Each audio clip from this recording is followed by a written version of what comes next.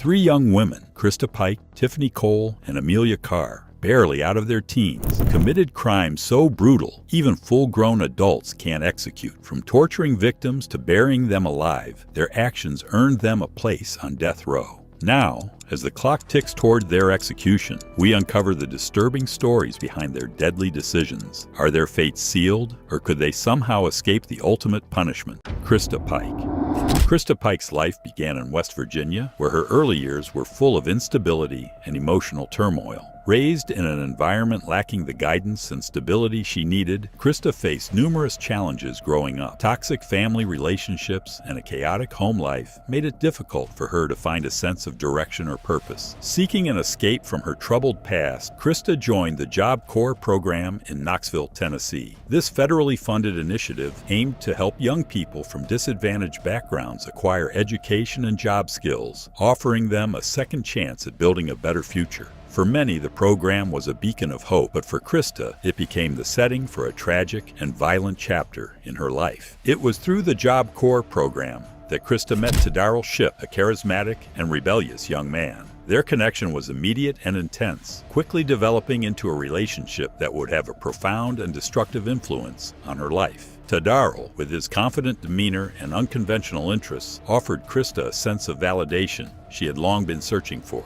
However, their bond was far from healthy, as it fed into Krista's insecurities and set the stage for the horrifying events to come. Krista's relationship with Darrell was not only passionate but also toxic. Reports indicate that Darrell introduced her to dark and manipulative behaviors, including an interest in occult practices. As their relationship deepened, so did Krista's dependence on him. This dynamic led her to view other women as threats, particularly Colleen Slemmer, a fellow participant in the Job Corps program.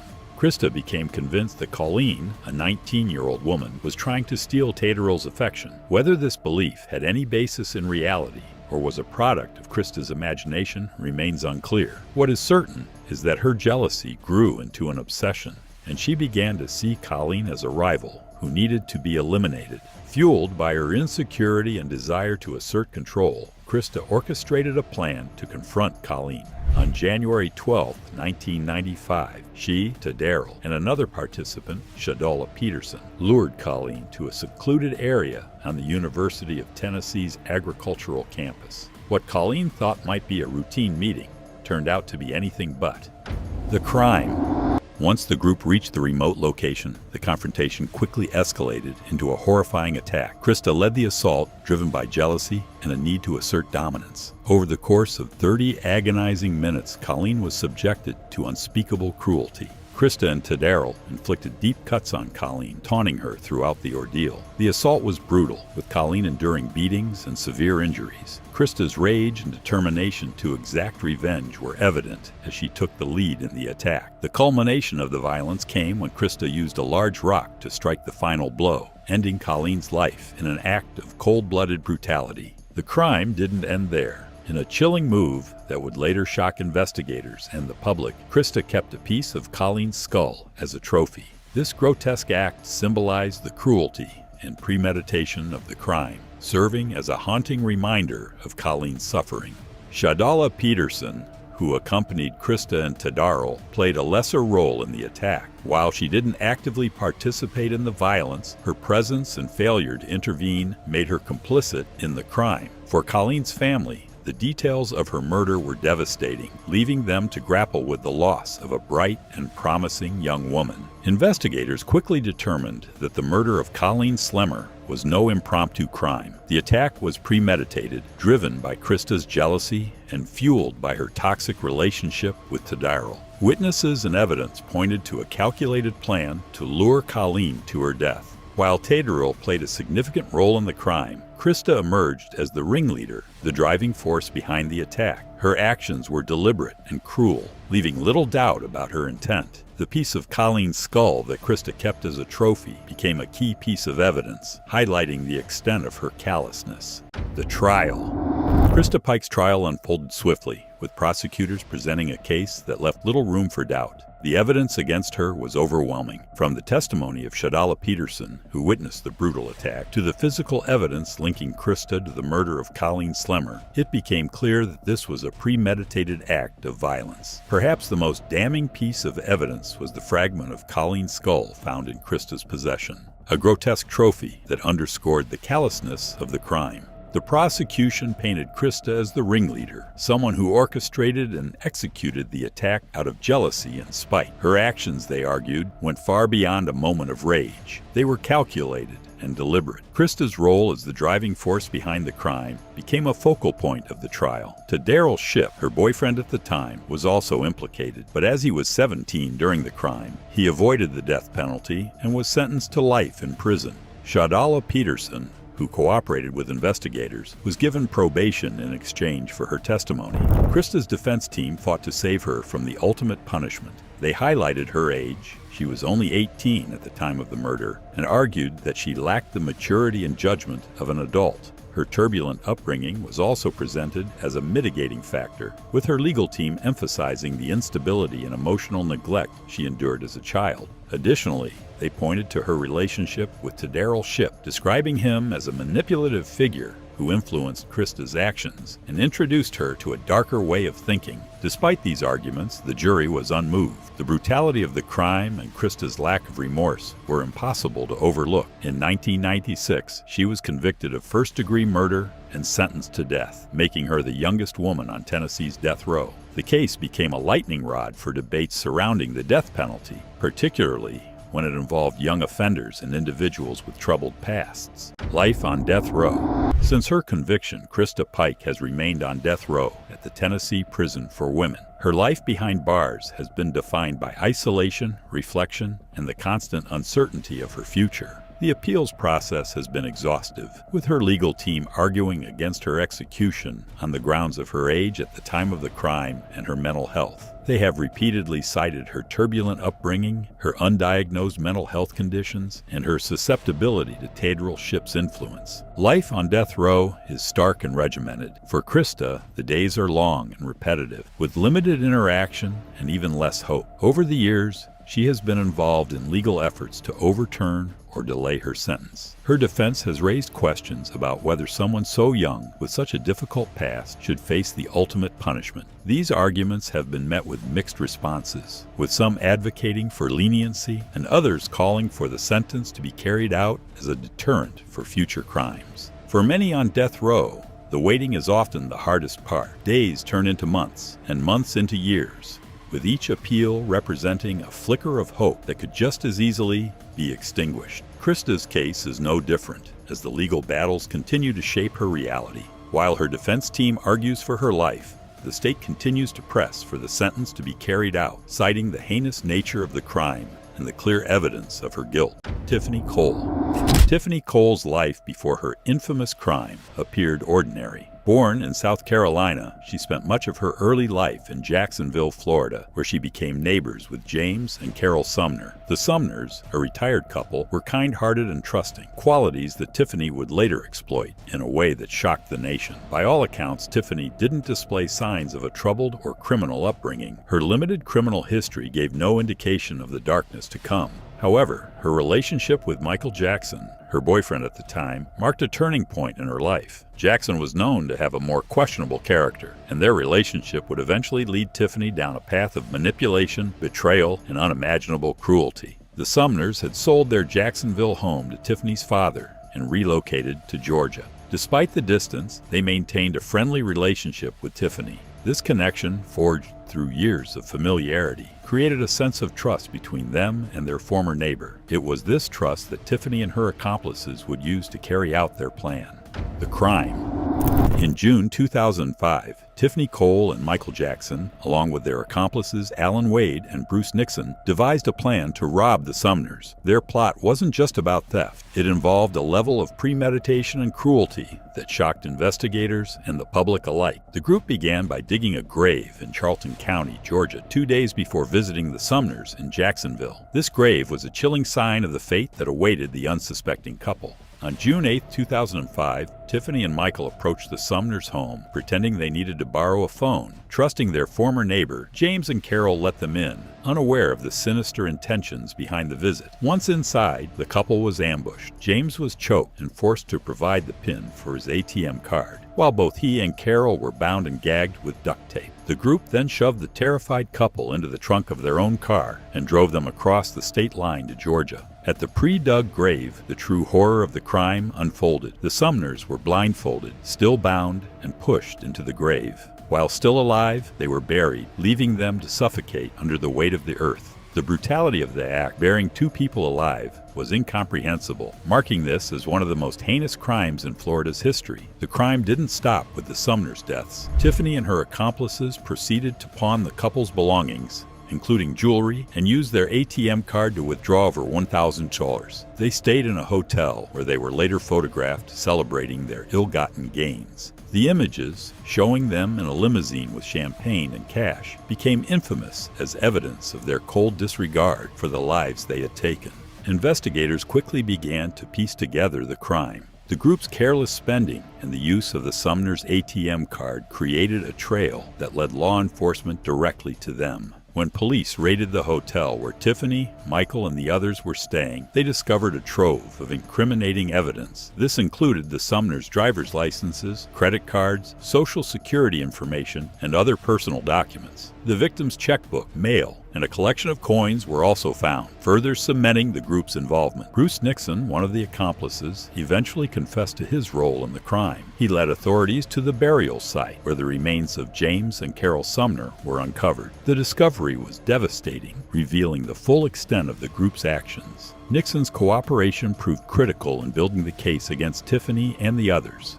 The trial. Tiffany Cole's trial painted a disturbing picture of betrayal and greed. The evidence against her was overwhelming. Investigators discovered the Sumners' personal belongings in the hotel room Tiffany shared with her co-defendants. Items such as their driver's licenses, credit cards, social security information, and personal documents served as a stark reminder of how thoroughly their lives had been exploited. Jewelry, a collection of rare coins, and even their checkbook were also recovered, along with a series of newly purchased items bought using the stolen money. Prosecutors argued that Tiffany was a central figure in the crime. Her connection to the victims was pivotal. Without her relationship with James and Carol Sumner, the crime might never have been possible. She exploited their trust to gain access to their home and orchestrated their kidnapping and murder alongside her accomplices, Michael Jackson, Alan Wade, and Bruce Nixon. During the trial, photographs of Tiffany and her co-conspirators celebrating with champagne and stolen cash became key evidence. The images showed a disturbing lack of remorse, reinforcing the prosecution's argument that the crime was not just premeditated, but also carried out with cold-hearted cruelty. The jury's decision came quickly. After less than 90 minutes of deliberation, Tiffany Cole was found guilty of first-degree murder, kidnapping, and robbery. In a 9-3 vote, the jury recommended the death penalty. Her role as a trusted neighbor and her participation in the horrifying act of burying the Sumners alive weighed heavily on the decision. The judge, in his sentencing, described Tiffany's actions as calculated and cruel. He condemned the betrayal and the suffering inflicted upon the Sumners, noting the unimaginable fear they must have experienced in their final moments. Tiffany was sentenced to death by lethal injection, alongside additional convictions for kidnapping and robbery. Life on death row. Following her conviction, Tiffany Cole was sent to the Lowell Correctional Institution Annex in Florida, where she joined the ranks of women awaiting execution. Life on death row is solitary and stark, with little interaction and minimal comforts. For Tiffany, this isolation was a far cry from the life of freedom and opportunity she had once known. Her days were marked by monotony, with strict routines and limited human contact. Inmates on death row are kept in small cells for most of the day, with restricted time for recreation or exercise. The stark conditions provide ample time for reflection, though for many they also bring profound loneliness and despair. Despite her circumstances, Tiffany has maintained that she did not fully understand the extent of the crime. During her trial, she claimed she believed the plan was only to steal from the Sumners, not to harm them. However, the evidence presented during her trial, including her active participation in the kidnapping and murder, contradicted these claims. Over the years, Tiffany's legal team has worked to appeal her sentence. They argued that she was heavily influenced by Michael Jackson and lacked the awareness to grasp the gravity of her actions. However, these arguments have done little to sway public opinion or the courts. The brutality of the crime and Tiffany's betrayal of the Sumners remain the defining elements of her case. Amelia Carr.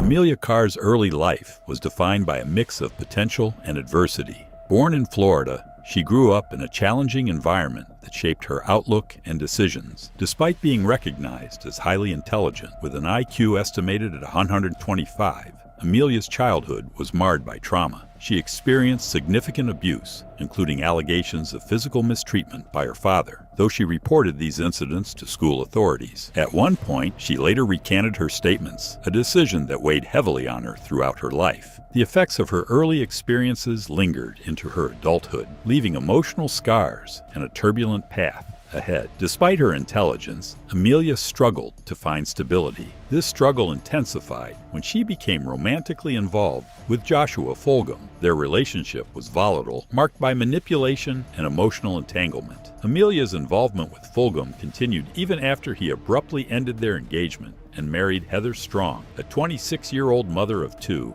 in 2008. This complex and unhealthy dynamic between Amelia, Fulgham, and Heather would eventually spiral into jealousy, betrayal, and a shocking crime that ended in tragedy. By early 2009, tensions between Amelia, Fulgham, and Heather had reached a breaking point. Heather and Joshua's marriage was rocky from the start, and Amelia's continued presence in their lives only added to the strain. It was clear that the situation was volatile, but few could have predicted the horrific events that were about to unfold. On February 15, 2009, Heather Strong disappeared from the Iron Skillet restaurant where she worked in Reddick, Florida. At first, there were few clues about her whereabouts, though suspicions soon turned to Joshua Fulgham and Amelia Carr. What emerged was a chilling narrative of jealousy and manipulation. According to the investigation, Amelia and Joshua conspired to lure Heather to a storage trailer located behind Amelia's mother's home. Under the pretense of resolving issues related to their contentious relationships, they convinced Heather to meet with them. However, the meeting was a ruse, designed to isolate Heather and carry out a sinister plan. Once Heather was inside the trailer, Amelia and Joshua attacked her. They attempted to break her neck, but when that failed, they resorted to suffocation.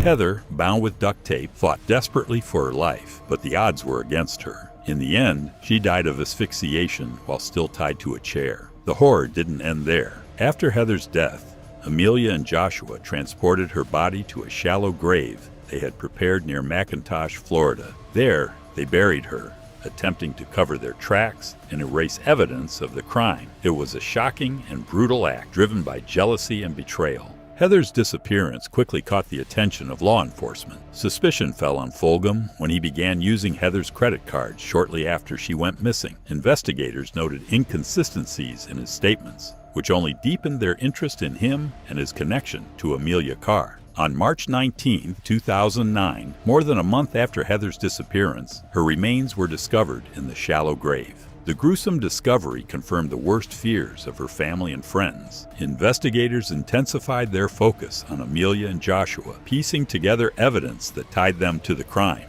Amelia's behavior in the days leading up to her arrest added to the case against her. She was recorded on undercover audio discussing details of the crime with Fulgham's sister. This evidence, combined with her inconsistent statements and damning physical evidence, led to her arrest on March 24, 2009.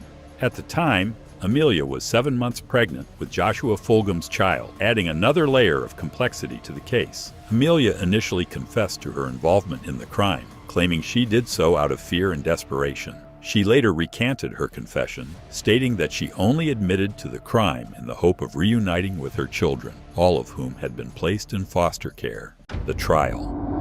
Amelia Carr's trial was as emotionally charged as the crime itself, revealing a complex web of motives and circumstances. Following her arrest in March 2009, Amelia initially confessed to her role in Heather Strong's murder. However, she later recanted this confession, claiming she had only admitted to the crime in a desperate attempt to be reunited with her children, who had been placed in foster care. This change in her account added an additional layer of complexity to an already high-profile case. During the trial, The prosecution painted Amelia as a central figure in the brutal murder. They presented evidence of her active participation in luring Heather to the storage trailer, where she and Joshua Fulgham carried out the attack. The chilling details of Heather's final moments, from the failed attempt to break her neck to her eventual death by suffocation, left little doubt about the deliberate nature of the crime.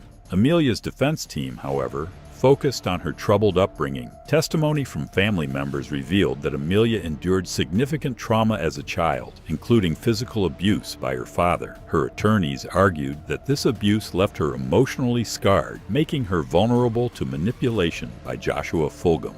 They claimed that Amelia was not the mastermind, but a victim of Fulgham's influence, dragged into the crime by her toxic relationship with him. Despite these efforts, the jury was unconvinced. The prosecution's evidence, which included Amelia's recorded conversations discussing details of the crime, painted her as a willing participant. Additionally, her behavior during and after the crime, including the disposal of Heather's body, suggested a level of premeditation that was hard to ignore. In December 2010, Amelia Carr was convicted of first-degree murder and sentenced to death by lethal injection. The judge who delivered the sentence condemned the brutality of her actions, calling her a cold and calculated individual. Amelia's conviction made her one of the youngest women on death row in the United States at the time. Life on death row. Following her sentencing, Amelia Carr was sent to the Lowell Correctional Institution Annex in Florida, where she joined a small group of women awaiting execution. Life on death row is one of isolation and routine, a stark contrast to the outside world. For Amelia, each day brought hours of solitude and reflection, broken only by limited interactions with prison staff and other inmates. Amelia's time on death row was marked by repeated attempts to appeal her sentence. Her legal team argued that her abusive childhood and influence from Joshua Fulgham were mitigating factors that should have spared her from the death penalty. They also questioned the fairness of her trial, pointing to the emotional weight of the prosecution's case and the challenges of overcoming her initial confession.